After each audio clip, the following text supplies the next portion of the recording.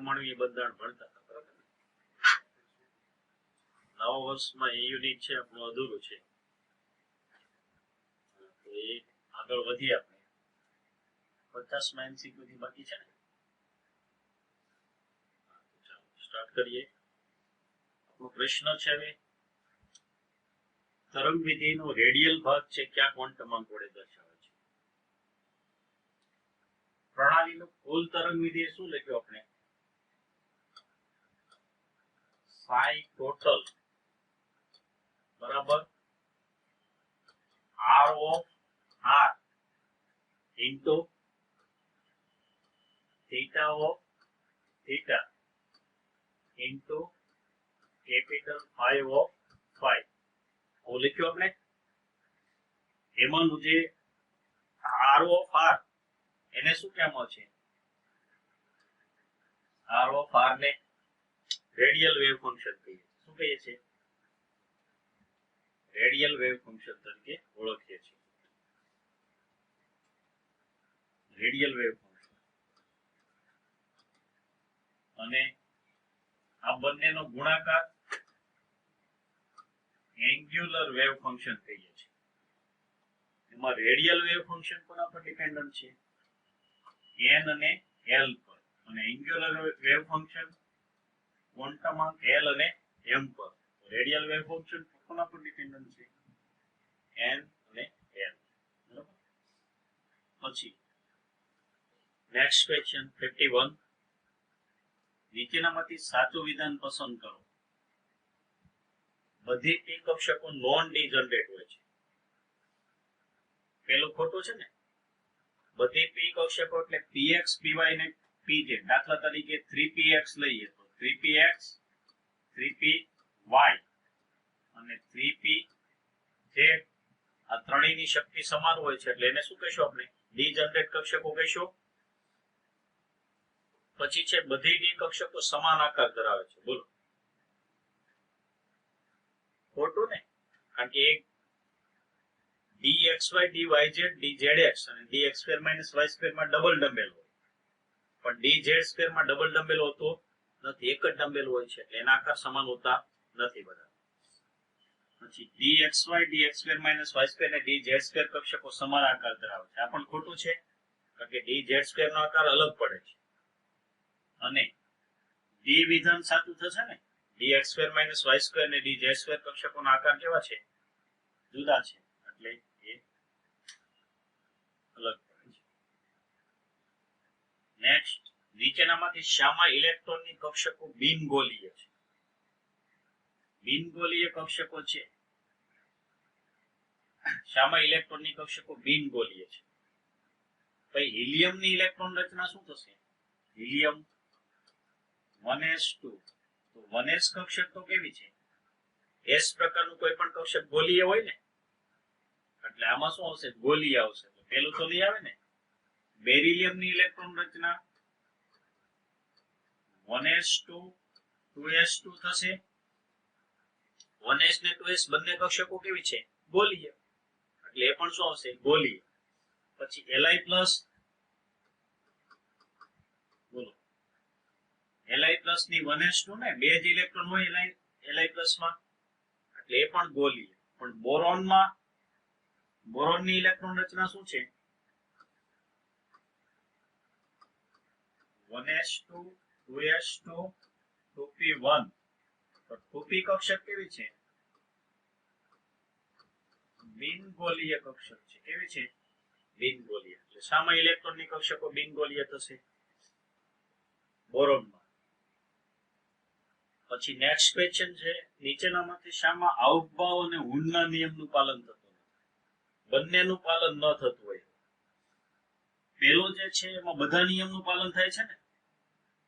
2s માં બે electron છે અને 2p માં ત્રણેયમાં એક એક છે એટલે અવભાવના નિયમનું, હુનના અને પૌલીના બધા નિયમનું પાલન થાય છે. સેકન્ડ છે બી, એમાં માત્ર અવભાવના નિયમનું પાલન થતું નથી. અવભાવના નિયમ પ્રમાણે શું કહેવાય? 2s કક્ષક સંપૂર્ણ ભરાય પછી જ ઇલેક્ટ્રોન ક્યાં દાખલ થાય? 2p માં. આમાં 2s માં અધૂરી છે છતાં 2p માં દાખલ થયેલો છે ને એટલે આમાં અવભાવના નિયમનું પાલન થતું. સી માં અવબાવના નિયમનું પાલન થાય છે, પણ વુનના નિયમનું પાલન થતું નથી ને, કારણ કે આ ત્રણેયમાં એક એક ઇલેક્ટ્રોન હોવા જોઈએ. અને છેલ્લો વિકલ્પ છે ડી, એમાં બંને નિયમનું પાલન નથી થતું. જો અવબાવના નિયમ પ્રમાણે 2s સંપૂર્ણ ભરાઈ જાય પછી 2p માં દાખલ થાય ને, અને વુનના નિયમ પ્રમાણે 2p માં 3 કરતા વધુ ઇલેક્ટ્રોન હોય તો શક્ય હોય ત્યાં સુધી 2p માં અયુગ્મિત રહેવાનું વલણ ધરાવે ને. શું આન્સર આવશે આપનો? ડી. નેક્સ્ટ, નીચેના પૈકી કક્ષકોની શક્તિનો ક્રમ, કક્ષકોની શક્તિનો ક્રમ લખવાનો છે આપણે. તો કક્ષકોની શક્તિનો ક્રમ કોના વડે નક્કી થાય?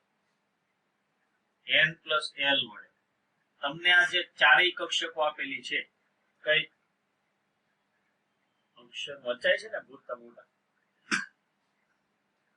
5p,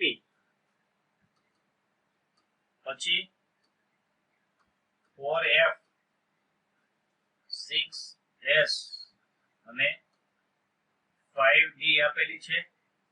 હવે n પ્લસ l વેલ્યુ લઈએ તો 5p માટે કેટલી થાય?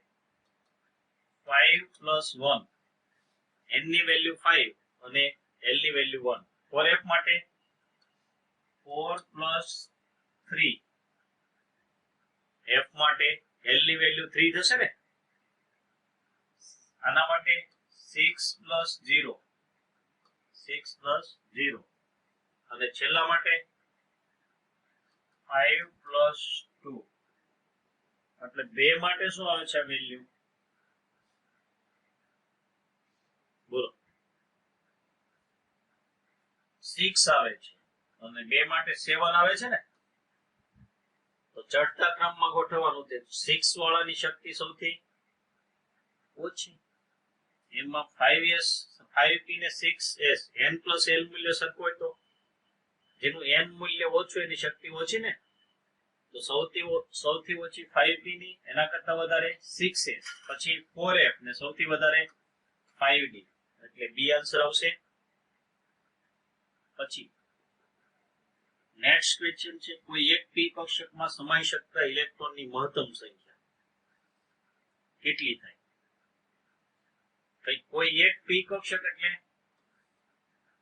આજે આપણે 3 p કક્ષકો લઈએ છીએ, એમાંથી એક એમ સમજવાનું છે. એટલે 2px લઈએ દાખલા તરીકે, 2py અને 2pj. તો કોઈ પણ એક કક્ષકમાં મહત્તમ કેટલા ઇલેક્ટ્રોન સમાઈ શકે? 2. વિરુદ્ધ સ્પિન ધરાવતા 2 ઇલેક્ટ્રોન સમાઈ શકે ને, એટલે 2 આવશે, અહીંયા 6 નહીં. બરાબર. નેક્સ્ટ છે, કોઈ એક કક્ષામાં સમાન સ્પિન ધરાવતા મહત્તમ કેટલા ઇલેક્ટ્રોન સમાઈ શકે? સમાન સ્પિન ધરાવતા મહત્તમ કેટલા ઇલેક્ટ્રોન સમાઈ શકે? કોઈ એક કક્ષામાં આપેલું છે. હવે કક્ષામાં ઇલેક્ટ્રોનની સંખ્યાનું સૂત્ર શું?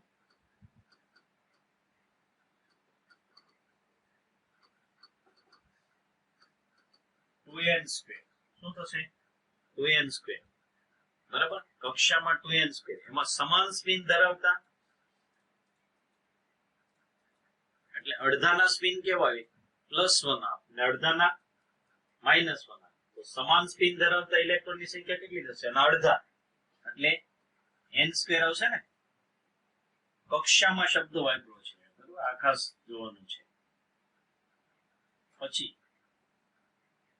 નેક્સ્ટ ક્વેશ્ચન છે, np કક્ષક સંપૂર્ણ ભરાઈ ગયા પછી ઇલેક્ટ્રોન કઈ કક્ષકમાં દાખલ થાય? np કક્ષક સંપૂર્ણ ભરાઈ ગયા પછી ઇલેક્ટ્રોન કઈ કક્ષકમાં દાખલ થાય? p પછી હંમેશા કયા પ્રકારનું આવશે? s પ્રકારનું કક્ષક ને. પણ કક્ષા ક્રમાંક એક વધી જશે એટલે n+1s આવશે. np કક્ષક સંપૂર્ણ ભરાઈ ગયા પછી ઇલેક્ટ્રોન ક્યાં દાખલ થશે? n+1s કક્ષક. અને આમ આવર્ત કોષ્ટક તમે જુઓ તો છેલ્લે p વિભાગ પૂરો થાય એટલે પાછું સ્ટાર્ટ ક્યાંથી કરવાનું? s બ્લોક થી. પણ નીચેના આવર્તમાં આવી જશે ને, એટલે બાહ્યતમ કક્ષાનું મુખ્ય ક્વોન્ટમાંક 1 વધી જશે એટલે n+1s થઈ જશે. પછી નેક્સ્ટ, નાઇટ્રોજન પરમાણુની ઇલેક્ટ્રોન રચના 1s7 હોય તો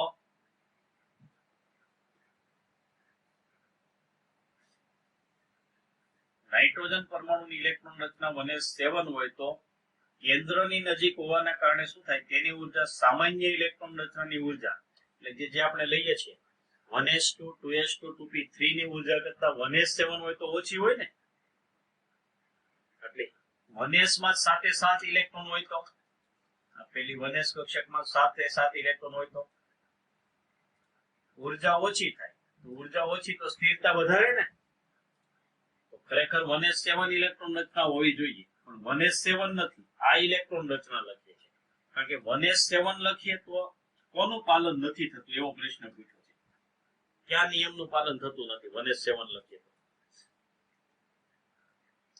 પૌલીનો નિષેધ નિયમનું પાલન ન થાય, કારણ કે કોઈ પણ પૌલીના નિયમ પ્રમાણે કોઈ પણ કક્ષક વધુમાં વધુ 2 જ ઇલેક્ટ્રોન સમાવી શકે ને, 2 કરતા વધુ ઇલેક્ટ્રોન સમાવી શકે નહીં, 7 ઇલેક્ટ્રોન ગોઠવી શકાય નહીં, પૌલીના નિષેધ સિદ્ધાંતનું પાલન થશે નહીં. પછી ત્યાર પછી જોઈએ આપણે ક્રોમિયમ પરમાણુના કેટલા ઇલેક્ટ્રોન માટે L બરાબર 0 હોય છે? L0 એટલે કઈ કક્ષક? S કક્ષક. હવે ક્રોમિયમની ઇલેક્ટ્રોન રચના લખીએ, કોઈ પણ S હોય 1s 2s વગેરે, બરાબર, કોઈ પણ S લખીએ તો કોઈ પણ ક્રોમિયમની ઇલેક્ટ્રોન રચના લખીએ શું થશે? 1s2 2s2 2p6 3s2 3p6 3d5 4s1. બરાબર. હવે L શું લેવાનું છે આપણે? L0 એટલે કઈ કક્ષક? S કક્ષક ને, L0 એટલે S કક્ષક. S પ્રકારની બધી કક્ષકો લેવાની, 1s 2s 3s અને 4s. તો બધાના થઈને કેટલા ઇલેક્ટ્રોન થશે? 7 ઇલેક્ટ્રોન થશે. તો ક્રોમિયમના કેટલા ઇલેક્ટ્રોન માટે L0 હોય? 7. આ પ્રશ્ન એમ પૂછ્યો હોય ક્રોમિયમના કેટલા ઇલેક્ટ્રોન માટે L બરાબર 1 હોય? L બરાબર 1 તો 12 ઇલેક્ટ્રોન થાય ને, 2p ના 6 અને 3p ના 6. અને ક્રોમિયમના કેટલા ઇલેક્ટ્રોન માટે L બરાબર 2 હોય? L2 હોય તો D કક્ષક ને, એટલે 5 ઇલેક્ટ્રોન આવે. પછી નીચેના પૈકી કયો આયન નકલી નિષ્ક્રિય વાયુ જેવી ઇલેક્ટ્રોન રચના ધરાવે છે? બોલો, આપણે સમજાવી દીધું છે. નકલી નિષ્ક્રિય વાયુ જેવી ઇલેક્ટ્રોન રચના એટલે pseudo inert gas electronic configuration કહીએ છીએ ને આપણે. Cu+ આવશે, Cu+. નકલી નિષ્ક્રિય વાયુ જેવી ઇલેક્ટ્રોન રચના એટલે નિષ્ક્રિય વાયુ જેવી ઇલેક્ટ્રોન રચના નહીં, પરંતુ છેલ્લી કક્ષા ઇલેક્ટ્રોન થી સંપૂર્ણ ભરાયેલી હોય તેવી ઇલેક્ટ્રોન રચના થશે. 1s2 2s2 2p6 3s2 3p6 3d10 થશે ને, Cu+ છે 3d10 થશે. હવે અહીંયા બોલો શું લઈશું?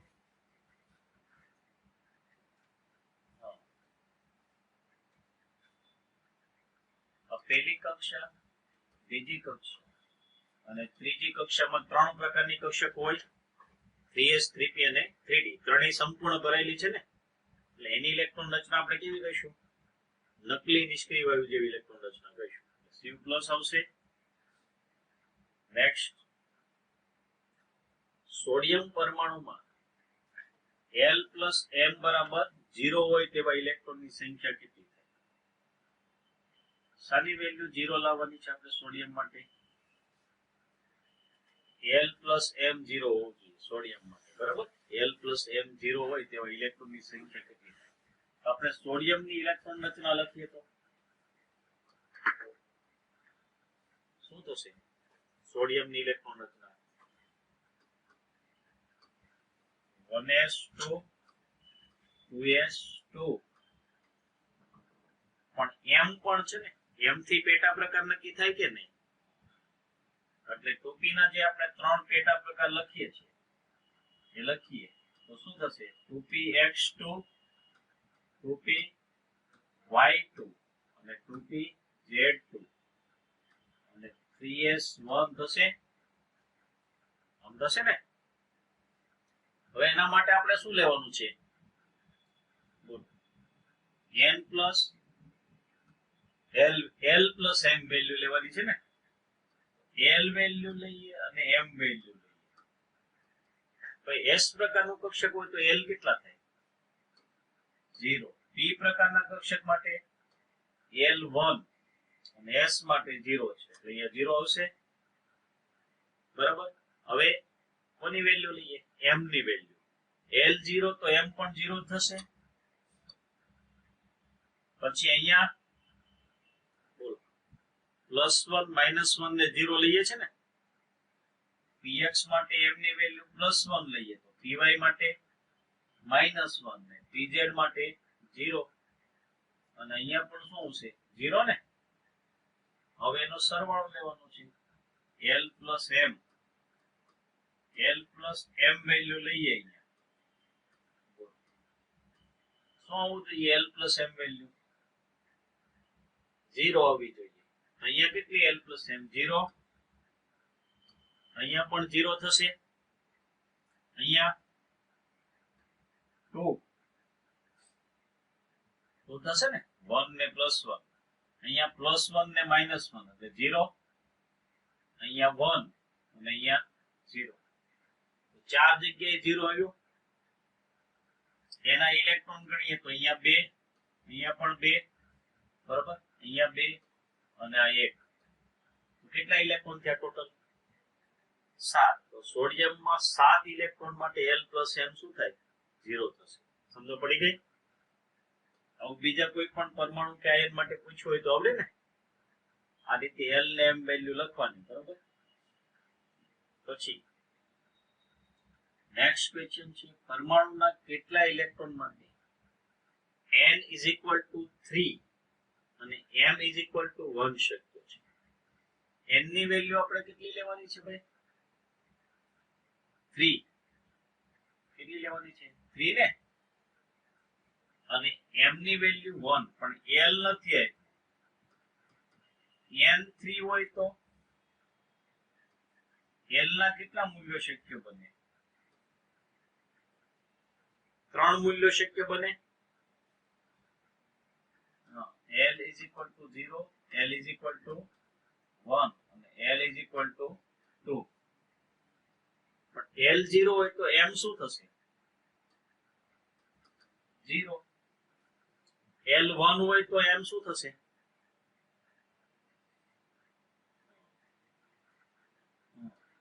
m -1 0 +1 અને અહીંયા m શું થશે -2 -1 0 +1 અને +2 રેડી તો આપણે m ની વેલ્યુ કેટલી લેવાની છે હવે 1 લેવાની છે m ની વેલ્યુ 1 ક્યાં આવે છે બે જગ્યાએ આવે છે એટલે આપણને આવી બે અલગ અલગ કક્ષકો મળશે બે કક્ષકો મળશે ને બે કક્ષકોમાં મેક્સિમમ કેટલા ઇલેક્ટ્રોન સમાઈ શકે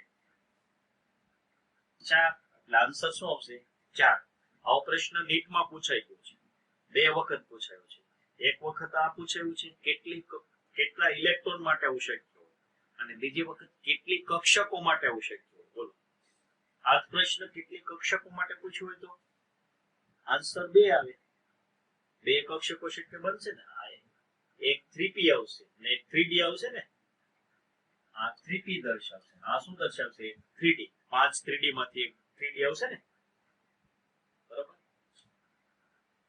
પછી નેક્સ્ટ ક્વેશ્ચન છે આયન પરમાણુનું કુલ સ્પિન કેટલું થશે 63 આયન પરમાણુનું આપણે કુલ સ્પિન લખવું છે તો Fe ની ઇલેક્ટ્રોન રચના શું Fe આર્ગોન 3d6 4s2 ને આર્ગોન હવે આર્ગોન સુધી તો ઇલેક્ટ્રોન સંપૂર્ણ ભરાયેલા હોય એટલે એના સ્પિન તો એકબીજાને કેન્સલ કરે ને, વિરુદ્ધ દિશાના ઇલેક્ટ્રોન હોય એટલે કુલ સ્પિન માટે અયુગ્મિત ઇલેક્ટ્રોન જોવાના હોય છે. બોલો તો 3d6 લખીએ આપણે આર્ગોન પછી, તો કઈ રીતે 6 ઇલેક્ટ્રોન ગોઠવીશું આપણે?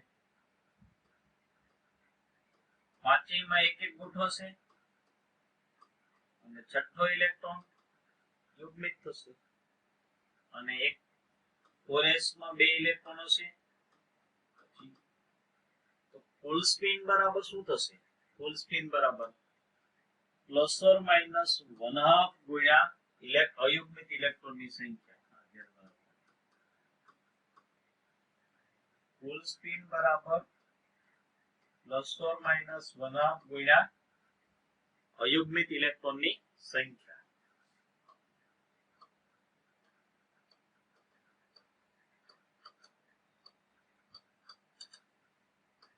કેટલો આવશે? Plus or minus 1/2 into 4 plus or minus 2 આવશે ને, પ્લસ ઓર માઇનસ 2.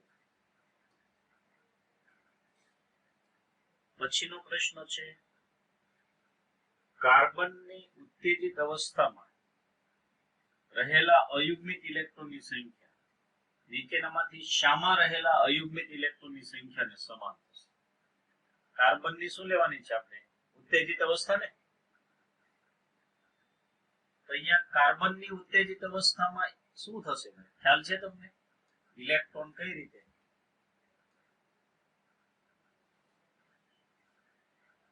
બરાબર કાર્બનની ઉત્તેજિત અવસ્થામાં, કાર્બનની ધરાવસ્થામાં ઇલેક્ટ્રોન રચના 1s2 2s2 2p2 હોય ને, પણ 2s નો એક ઇલેક્ટ્રોન 2p માં જતો રહે છે એટલે 2s1 2p3 થઈ જશે. કાર્બનની ઇલેક્ટ્રોન ઉત્તેજિત અવસ્થામાં આમ થશે 1s2 2s1 અને 2p3 થશે એટલે 1s માં 2 2s માં 1 2p માં 3 આ રીતે. કેટલા અયુગ્મિત ઇલેક્ટ્રોન થયા? 4 અયુગ્મિત. તો આમાંથી 4 અયુગ્મિત ઇલેક્ટ્રોન શેમાં છે? ક્રોમિયમમાં હોય 4 અયુગ્મિત? ના, ક્રોમિયમની ધરાવસ્થામાં 6 હોય. ક્રોમિયમની ઇલેક્ટ્રોન રચના આપણે શું લખીએ છીએ? આર્ગોન 3d5 4s1 ને, તો 3d માં 5 અયુગ્મિત અને એક 4s માં 6 થયા ને. ક્રોમિયમ તો આવશે નહીં, Fe આવશે. હમણાં જ આપણે લખ્યું ઉપર Fe માં થાય ને 4 અયુગ્મિત હોય. Fe માં કેટલા અયુગ્મિત ઇલેક્ટ્રોન આવશે? 4. બરાબર, 4 અયુગ્મિત આવશે. અચ્છા, પછી B ને C બંને એવું પણ આપેલું છે, તો C શક્ય છે? હા, કારણ કે Fe+2 બને તો 2 ઇલેક્ટ્રોન ક્યાંથી દૂર થશે? 4s માંથી દૂર થશે. 3d માં 4 અયુગ્મિત છે તો એમને રહેશે એટલે એમાં 4 અયુગ્મિત હોય તો શું આન્સર આવશે? ડી આન્સર આવશે ને. નેક્સ્ટ છે પરમાણુના m કોષમાં 13 ઇલેક્ટ્રોન હોય અને n કોષમાં 1 ઇલેક્ટ્રોન હોય તો તે પરમાણુમાં અયુગ્મિત ઇલેક્ટ્રોનની સંખ્યા કેટલી થાય? K, L, M અને N કોષ લખીએ આપણે એટલે કેટલી કક્ષા થાય?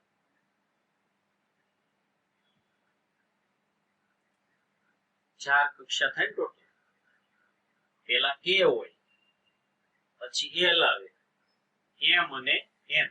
M ને N માં ઇલેક્ટ્રોન છે મતલબમાં K ને L સંપૂર્ણ ભરાઈ ગયેલી છે. તો K કક્ષામાં એક જ કક્ષક હોય, 1s હોય.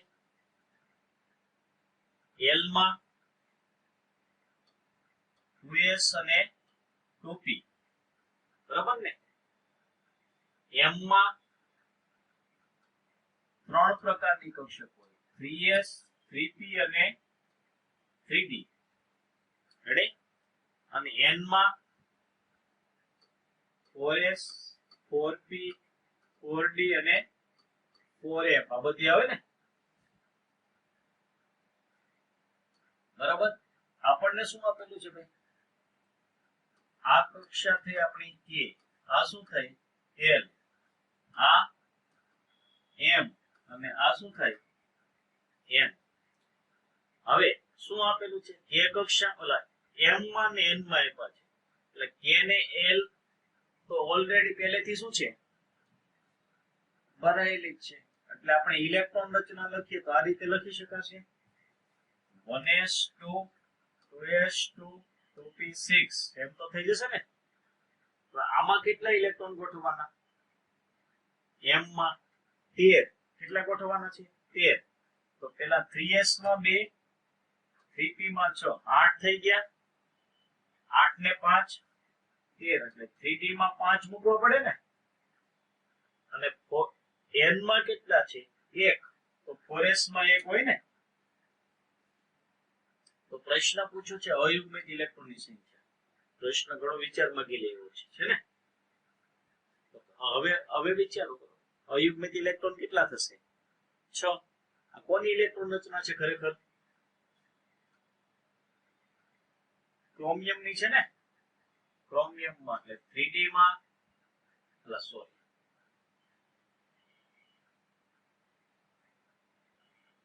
3d માં 5 ને, અને 4s માં 1, એટલે 6 અયુગ્મિત ઇલેક્ટ્રોન થશે. તો અયુગ્મિત ઇલેક્ટ્રોનની સંખ્યા કેટલી થશે? 6.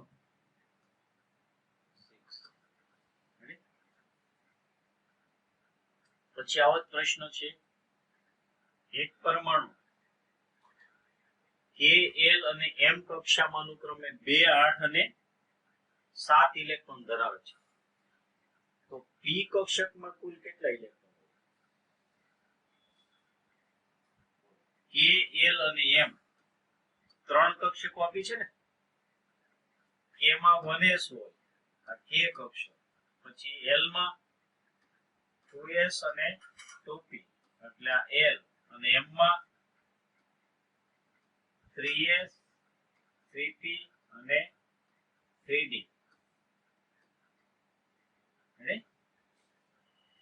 હવે એમાં શું આપેલું છે? પહેલામાં 2, એટલે ઇલેક્ટ્રોન રચના શું થશે? 2 ઇલેક્ટ્રોન છે એટલે 1s2 2p6. અવાજ આવે છે 1s2 2s2 2p6 ને. પછી m માં કેટલા છે? 7. તો 7 ગોઠવીએ તો 3s માં કેટલા આવશે? 2 ને. પછી 3p માં 5, ટોટલ 7. 3d માં તો છે નહીં ને, 7 કરવાના ટોટલ. તો પ્રશ્ન શું પૂછ્યો છે? પી કક્ષકમાં કુલ કેટલા ઇલેક્ટ્રોન? પી ઇલેક્ટ્રોનની સંખ્યા લેવાની છે. પી ઇલેક્ટ્રોન એટલે 2p ના બધી p, 2p અને 3p. તો 2p ના 6 અને 3p ના 5, એટલે કેટલા થશે? 11. બરાબર. નેક્સ્ટ, પરમાણુના સંયોજકતા કોષના ઇલેક્ટ્રોન માટે ક્વોન્ટમ મૂલ્યો આપેલા છે. ક્યાં? n = 4, l = 0 અને m = 0 હોય તો તત્વનો પરમાણુ ક્રમાંક ખાલી જગ્યા હોય છે. શું આપેલું છે તમને? n4 l0 અને m0 ને. તો કઈ કક્ષક થાય? 4s કક્ષક થાય. તો 4s કક્ષકમાં છેલ્લો ઇલેક્ટ્રોન દાખલ થાય છે શેમાં હોય? હા, s વિભાગના તત્વો છે, પણ 19 ને 20 નંબરનું તત્વ આવે ને. 4s કક્ષકમાં છેલ્લો ઇલેક્ટ્રોન શેમાં દાખલ થાય? પોટેશિયમ તથા કેલ્શિયમમાં દાખલ થાય ને. પોટેશિયમનો પરમાણુ ક્રમાંક 19 અને કેલ્શિયમનો 20. તો આવું કોના માટે હોઈ શકે? 19 ને અથવા 20, કોઈ પણ માટે હોઈ શકે ને. એટલે શું આન્સર આવશે? 19 અથવા 20. નેક્સ્ટ, નીચેનામાંથી કઈ કક્ષક બે કોણીય નોડ ધરાવે છે? કારણ કોણીય નોડની સંખ્યાનું સૂત્ર શું છે આપણી પાસે? કોણીય નોડની સંખ્યા બરાબર l થાય ને. પણ કોણીય નોડની સંખ્યા કેટલી છે આપણી પાસે? 2. l બરાબર 2 તો l બરાબર 2 કોના માટે હોય છે? ડી કક્ષક માટે. એટલે શું આવશે? ડી કક્ષક. ડી કક્ષકમાં કેટલા નોડલ સમતલ હોય છે? l જેટલા. નોડલ સમતલની સંખ્યા બરાબર l.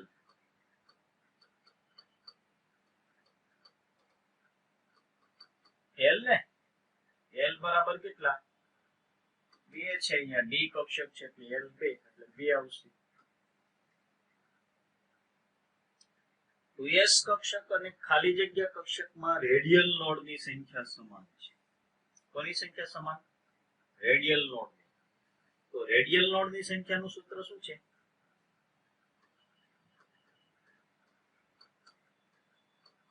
રેડિયલ નોડની સંખ્યા બરાબર n - l - 1. બરાબર. આ તો આપણે 2s લઈએ તો રેડિયલ નોડ કેટલા થાય? 2s માટે 2 - 0 - 1 એટલે 1 આવે ને. તો હવે 1 કોના માટે આવે છે એ ચેક કરવાનું છે આપણે. 3d આપેલું છે જો. 3d માટે n3 l કેટલા? 2 - 1 એટલે 0 થશે. એટલે 3d તો આવશે નહીં. 5s પણ નહીં આવે. 5s માટે શું થશે? 5 - 0 - 1 ને એટલે 4 આવશે. એટલે પણ નહીં આવે. 5f માટે 5 - 3 - 1 થશે ને એટલે શું આવશે? 1. તો 5f આવશે. 5f માં અને 2s માં રેડિયલ નોડની સંખ્યા કેવી થશે? સરખી. પછી છે 3d 5 ઇલેક્ટ્રોન રચનામાં કેટલા એક્સચેન્જ શક્ય છે? 10 કરાવેલું છે ને. Number of exchange r factorial upon 2r - 2 factorial સૂત્ર અથવા સીધું આપણે સમજાવેલું છે. ઓકે. હવે સેલ્ફ પ્રેક્ટિસ માટેના MCQ સોલ્વ કર્યા છે તમારે? હા, એમાં ક્વેરી હોય એ બોલો છે.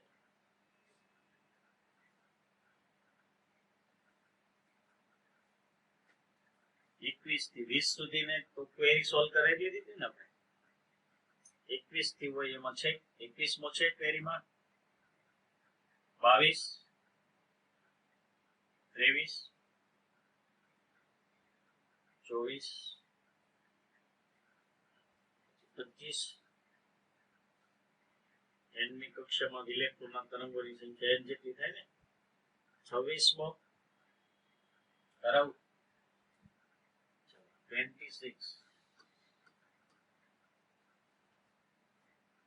નથી આવડે છે. 26 આવો સોલ્વ કરાવી દીધો છે આપણે. 27 એ પણ આવડશે. 28 29 પછી આગળ 30 બધા આવડે છે.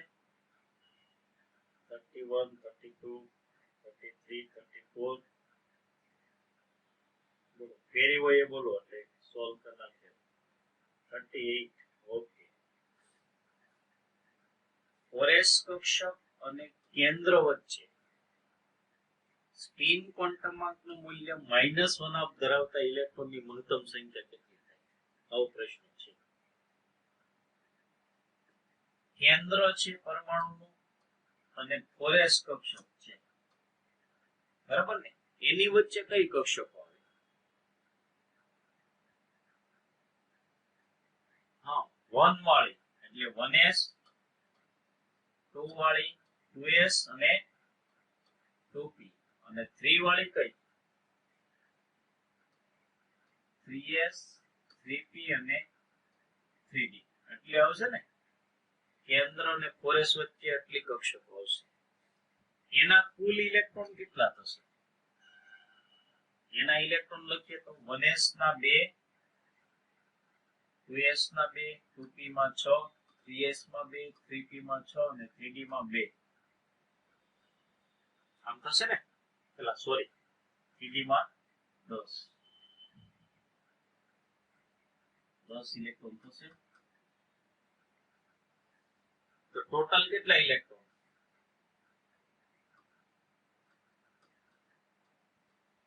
કેન્દ્ર અને કોરેસ વચ્ચે ઇલેક્ટ્રોનની સંખ્યા કેટલી 28 થશે તેમાં 28 માં અડધાના સ્પિન +1 અને અડધાના -1 -1 ફાળે કેટલા થશે 14 ઇલેક્ટ્રોન એટલે 14 આવશે પડી ગઈ સમજણ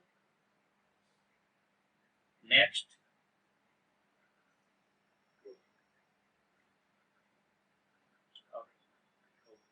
એઆઈપીએમટી ના કર્યા છે એમાં પેલો આવડે છે વેગમાનની અનિશ્ચિતતા એટલે ડેલ્ટા પી આપેલી છે અને સ્થાનની અનિશ્ચિતતા શોધવાની છે સીધું સૂત્ર છે delta x into delta p is equal two h upon 4 pi apply કરવાનું ને પછી નીચેનામાંથી કઈ સંરચના સાચી છે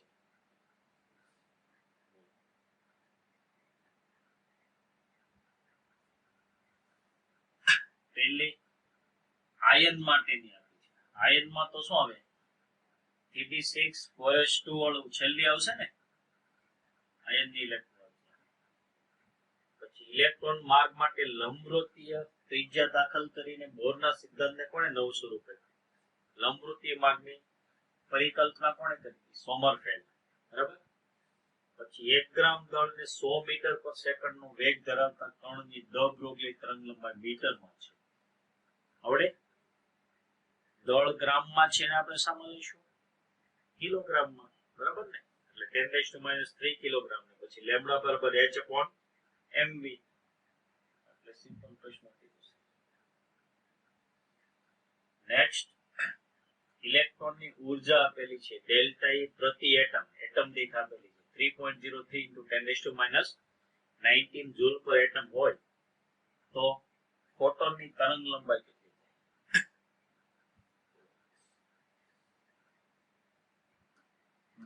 ડેલ્ટા E અથવા E બરાબર hc બાય લેમ્બડા આનો યુઝ કરીશું આપણે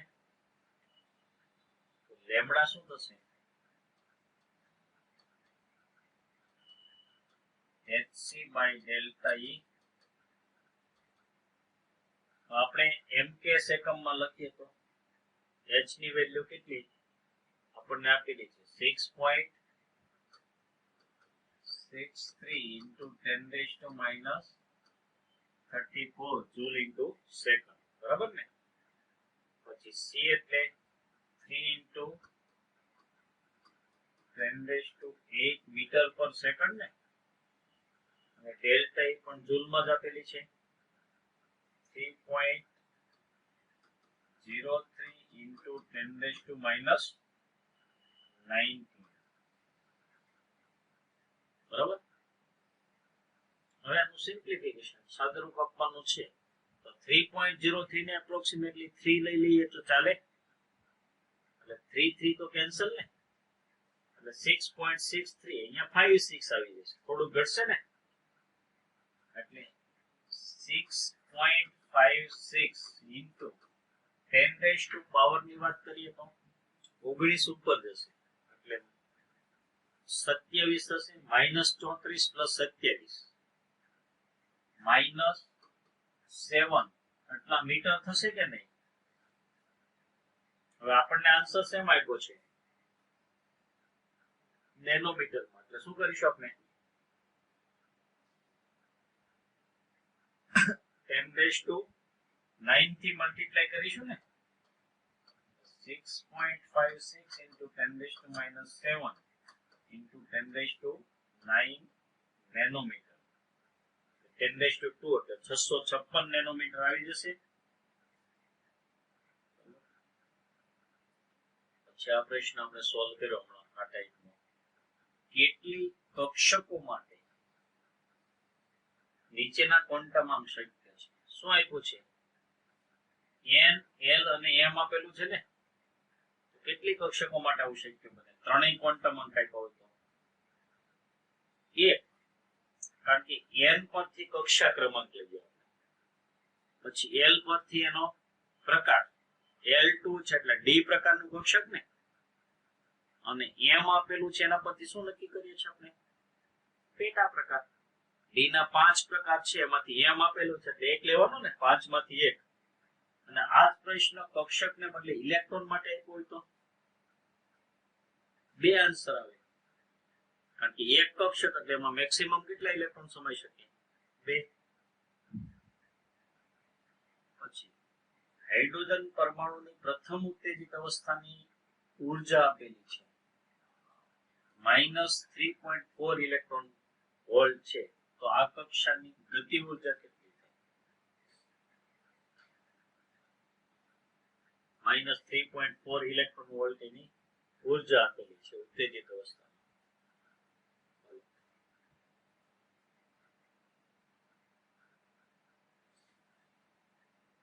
પ્લસ થઈ જશે, કારણ કે ગતિ ઊર્જાનું સૂત્ર શું છે?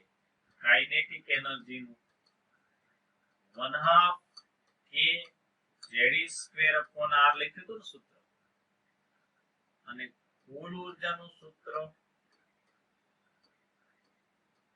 -1/2 k Ze² r ને.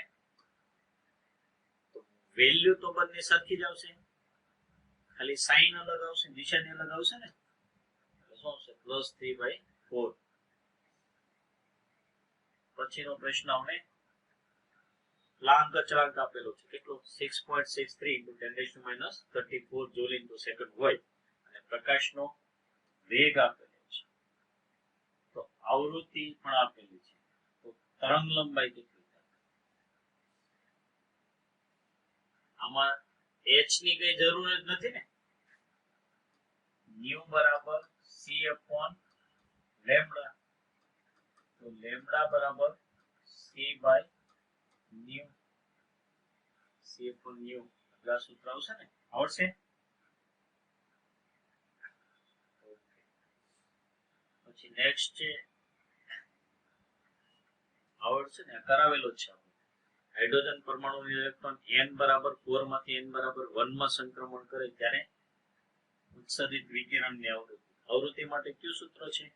ન્યુ બરાબર 3.29 into 10⁻15 1/n1² - 1/n2² into z². એનો ઉપયોગ કરી શકો. નીચેના પૈકી શામાં બધા જ ધાતુ આયનોની ઇલેક્ટ્રોન રચના 3d2 છે?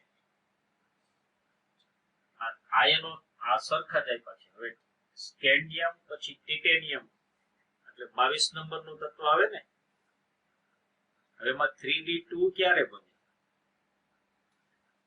ટિટેનિયમની ઇલેક્ટ્રોન રચના શું? આર્ગોન 3d2 4s2 થાય ને.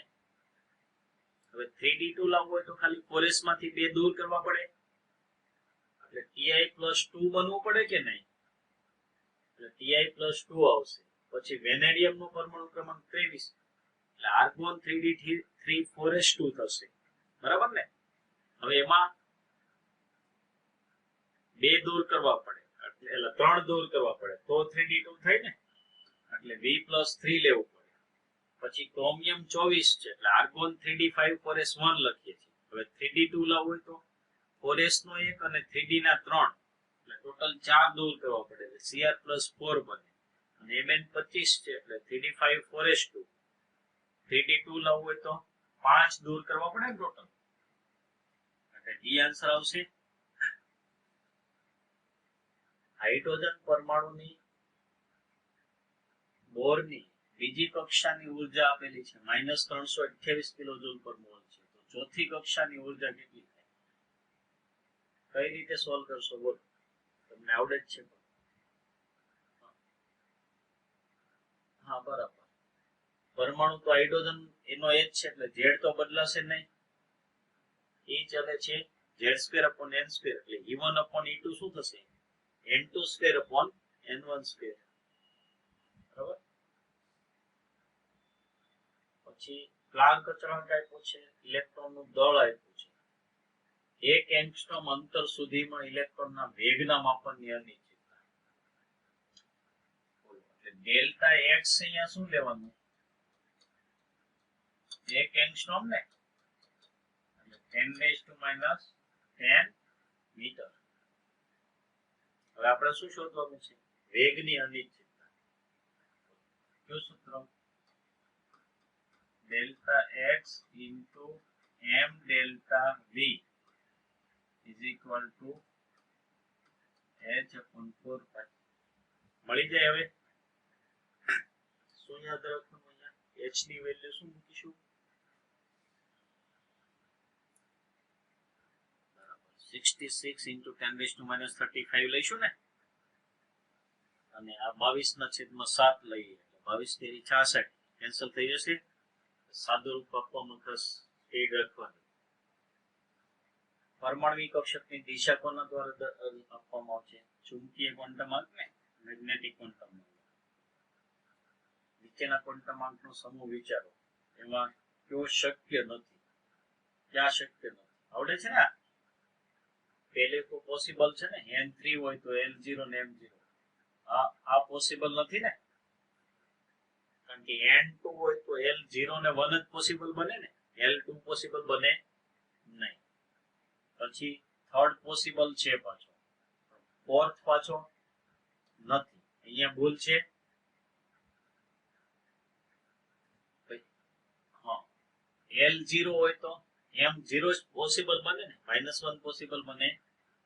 અને આ પણ પોસિબલ નથી, કારણ કે એમાં l2 છે તો m+2 થી -2 સુધી પોસિબલ બને. એટલે બીજું, ચોથું અને પાંચમું શક્ય નથી. 2, 4 ને 5 એટલે બી આન્સર આવશે. પછીનો આવડશે જો સ્થાનની અનિશ્ચિતતા કે જે તેના વેગમાનની અનિશ્ચિતતા. આ કોની અનિશ્ચિતતા આપેલી છે વેગમાનની. એકમ પરથી ખબર પડે ને, ગ્રામ ઇન્ટુ સેન્ટીમીટર પર સેકન્ડ. એટલે વેગમાનની અનિશ્ચિતતા આપી છે. તો વેગની અનિશ્ચિતતા કેટલી થાય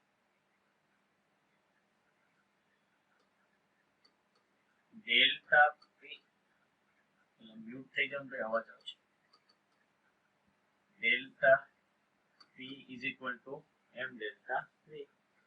ડેલ્ટા વી બરાબર delta p upon m. Delta p આપ્યું છે, એમ પણ આપેલું છે, અને સીજીએસ એકમમાં આપેલું છે ને, એટલે બધું સીજીએસ એકમમાં. પછીનો સ્થાન અને વેગમાનની અનિશ્ચિતતા સમાન હોય તો વેગની અનિશ્ચિતતા કેટલી થાય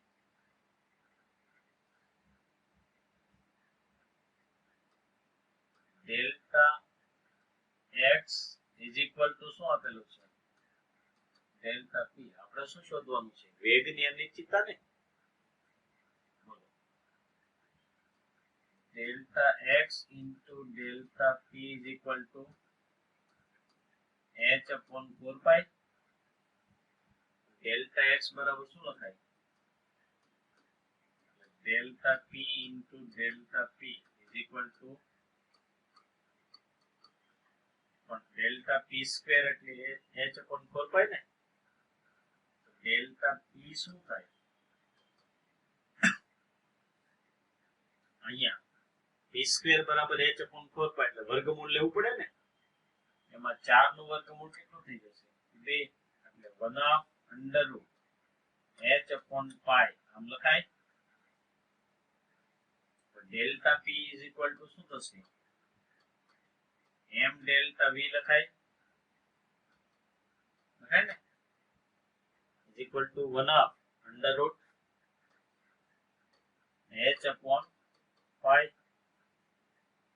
તો m સામે લઈ જઈએ તો કયો આન્સર આવશે એ આવશે ડેલ્ટા V બરાબર 1/2m √h/5 થશે.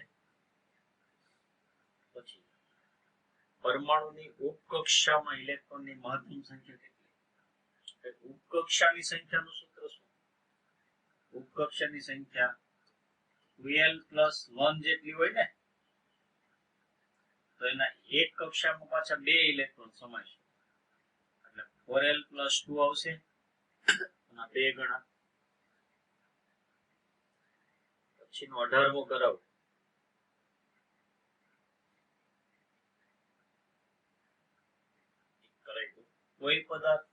કોઈ પદાર્થના દરેક અણુ A2 દ્વારા શોષણ પામતી ઉર્જા કેટલી છે? 4.4 × 10⁻19 જૂલ હોય. અને અણુની વિયોજન ઉર્જા કેટલી હોય? 4 × 10⁻19 જૂલ હોય. પરમાણુ દીઠ ગતિ ઉર્જા. હવે આ A2 અણુ છે, બરાબર, એને આપણે ઉર્જા પ્રોવાઈડ કરીએ છીએ, તો શેમાં રૂપાંતર પામે છે? 2A પરમાણુમાં રૂપાંતર પામે, બરાબર ને? એ બંધ તૂટે. હવે આ બંધ તોડવા માટે કેટલી ઉર્જા જોઈએ છે? 4.0 × 10⁻19 જૂલ ઉર્જા જોઈએ છે. પણ આપણે પ્રોવાઈડ કેટલી કરી? 4.4 × 10⁻19 જૂલ પ્રોવાઈડ કરી. તો જે બાકીની વધી ઉર્જા એ શેમાં રૂપાંતર પામે? આ જે 2A પરમાણુ મુક્ત થયા એની ગતિ ઉર્જામાં રૂપાંતર પામે ને? તો એ 2A પરમાણુની ગતિ ઉર્જા, 2A પરમાણુની ગતિ ઉર્જા કેટલી થાય?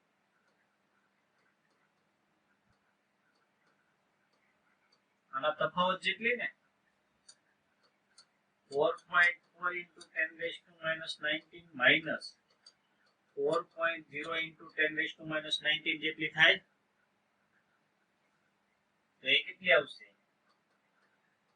0.4 × 10⁻19, એટલે કે 4 × 10⁻20 જૂલ થાય. આપણને શું કીધું છે?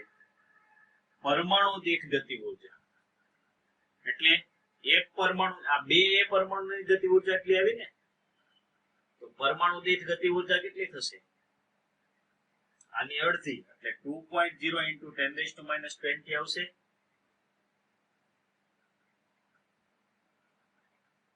પછી આગળ આ પણ આવડશે. કઈ ગોઠવણી માન્ય નથી? આવડે ને? C, કારણ કે N3 હોય તો L3 પોસિબલ બને નહીં. પછીનો આવડશે ને? પરમાણુના ચોથા ઉર્જા સ્તરમાં પરમાણુ કક્ષકોની સંખ્યા. n માં ઉર્જા સ્તરમાં કેટલી કક્ષક હોય? n² જેટલી હોય ને, એટલે 16 આવશે. બે વિકિરણોની ઉર્જા E1 ને E2 25 ઇલેક્ટ્રોન વોલ્ટ ને 50 ઇલેક્ટ્રોન વોલ્ટ હોય તો તેમની તરંગ લંબાઈ વચ્ચેનો સંબંધ E બરાબર hc/λ. તો E1/E2 શું થાય? λ2/λ1 ને? આવડે? વ્યસ્ત પ્રમાણમાં હોય. 25/50 બરાબર λ2/λ1. λ1 બરાબર 2λ2 આવશે. 2λ2. પરમાણુમાં નીચેના પૈકી ઇલેક્ટ્રોનની કઈ ગોઠવણી માન્ય થઈ ગઈ ને? આ પણ આવશે. 21, 22, 23. આવડે? n6 લઈ લો તો 6s 4f પછી 5d ને 6p. એનો ઉર્જાનો ચડતો ક્રમ લખવાનો છે ને, એટલે આવડશે તમને. પછીનો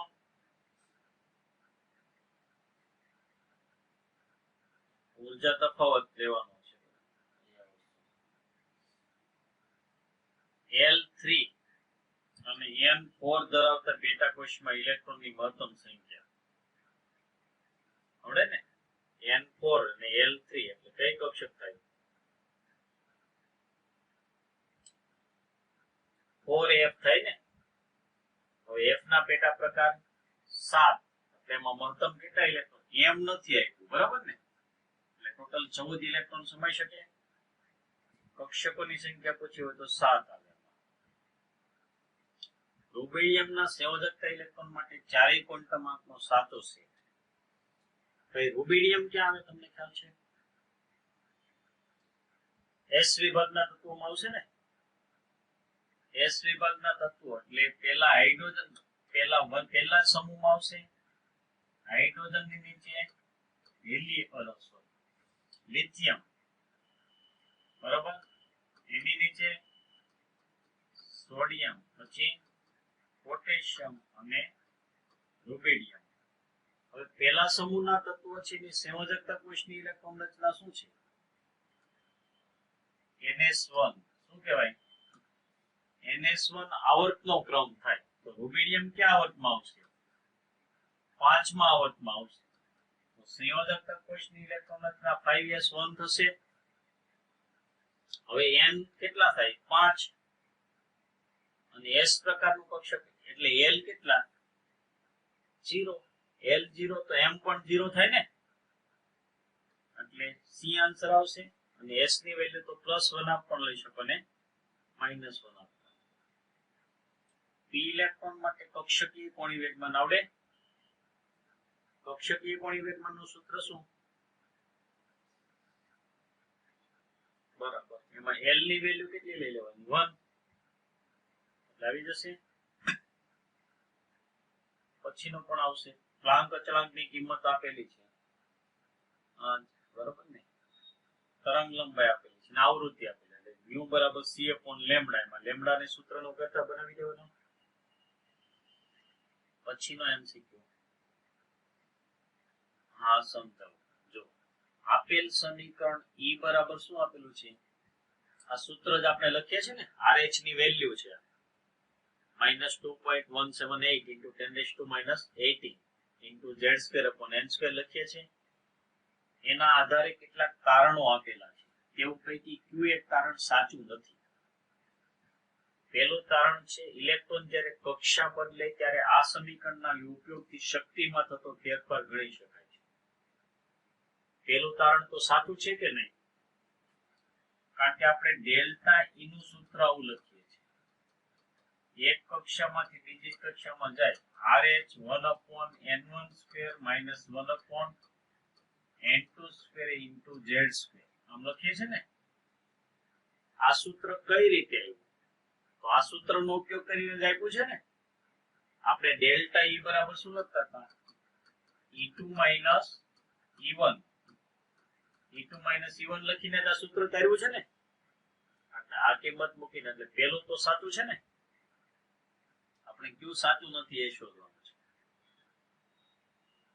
n બરાબર 1 માટે ઇલેક્ટ્રોન પાસે n બરાબર 6 માટે હોય તેના કરતા વધુ ઋણ શક્તિ હોય છે. સાચું? ઋણ મૂલ્ય વધારે આવે ને, 1 હોય તો 6 હોય એના કરતા. આનો અર્થ એ થાય કે ઇલેક્ટ્રોન તેની નાનામાં નાની માન્ય કક્ષામાં બહુ નિર્બળ રીતે બંધાયેલો છે. પેલો ભાગ આનો સાચો છે. આ વાક્ય સાચું છે એટલું. કારણ કે અહીંયા 1 લ્યો આ સૂત્રમાં તો ઋણ મૂલ્ય વધારે આવશે ને. 6 લો તો 36મો ભાગ થઈ જશે એટલે ઋણ મૂલ્ય ઓછું આવશે. ઋણ મૂલ્ય સાથે આપ્યું છે એટલે. પરંતુ તેની નાનામાં નાની માન્ય કક્ષામાં બહુ નિર્બળ રીતે બંધાયેલો છે, ખોટું કહેવાય કે નહીં?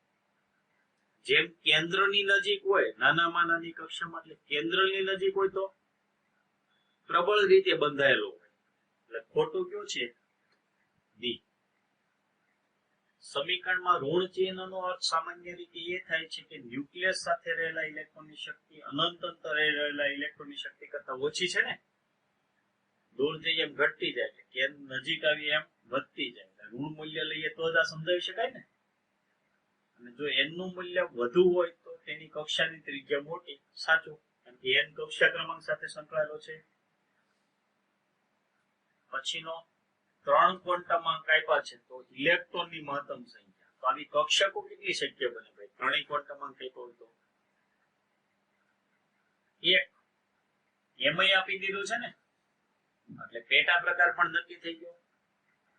3p કક્ષક ને એમાં 1, એમાં ઇલેક્ટ્રોન મહત્તમ કેટલા સમય શકે? 2. પછી એવો જ પ્રશ્ન છે, બોલો આવડે ને? પછી 32 33 કરાવો કે આવડશે? ડી ઇલેક્ટ્રોન ની સંખ્યા આપી છે. Fe+2 માં કેટલા હોય? 6 ને? તો સામે સમાન નથી. Fe માં ડી ઇલેક્ટ્રોન 6 જ હોય. પછી નિયોન માં p ઇલેક્ટ્રોન 6 હોય, કારણ કે 1s2 2s2 2p6. s electron Mg માં 6 હોય, કારણ કે 1s2 2s2 2p6 3s2, એટલે 1s માં 2 2s માં 2 3s માં 2, એમાં 6 થાય. પણ આમાં p ઇલેક્ટ્રોન 11 થાય. ક્લોરીન ની ઇલેક્ટ્રોન રચના શું આવશે? 1s2 2s2 2p6 3s2 3p5. આમ થશે ને? p ઇલેક્ટ્રોન કેટલા થાય? 11 થાય. એટલે આન્સર